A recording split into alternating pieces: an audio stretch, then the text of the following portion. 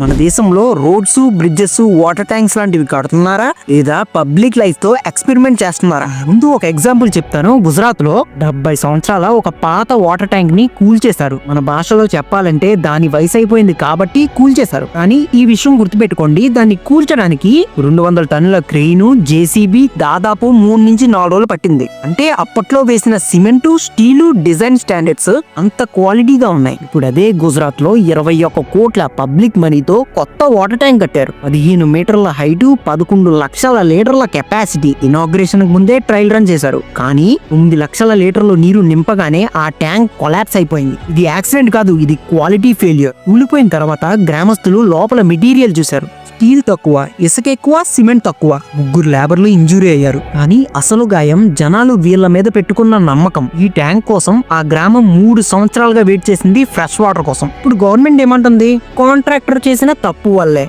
సరే అని అప్రూవల్ ఎవరిది?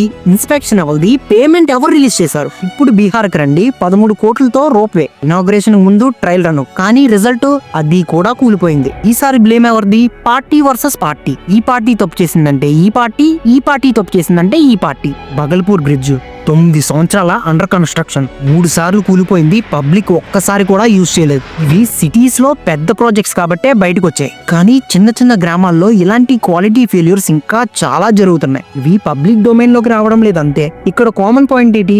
ప్రాజెక్ట్స్ ఉన్నాయి, ఫండ్స్ ఉన్నాయి, బాధ్యత లేదు. అడిగే వ్యవస్థే కరప్ట్ అయింది. ఇది మారాలంటే ఒకటే, మీరైనా క్వశ్చన్ చేయండి, లేదా క్వశ్చన్ చేసిన వాడి వెనక సపోర్ట్ గా నిలబడండి. ఎందుకంటే ఇది వాళ్ళ డబ్బు కాదు, పబ్లిక్ ట్యాక్స్ మనీ. రోడ్స్ అయినా, బ్రిడ్జెస్ అయినా, బిల్డింగ్స్ అయినా, వాటర్ ట్యాంక్స్ అయినా, గవర్నమెంట్ పెట్టే ప్రతి ప్రాజెక్టు మనం కట్టే ట్యాక్స్ తోనే జరుగుతుంది.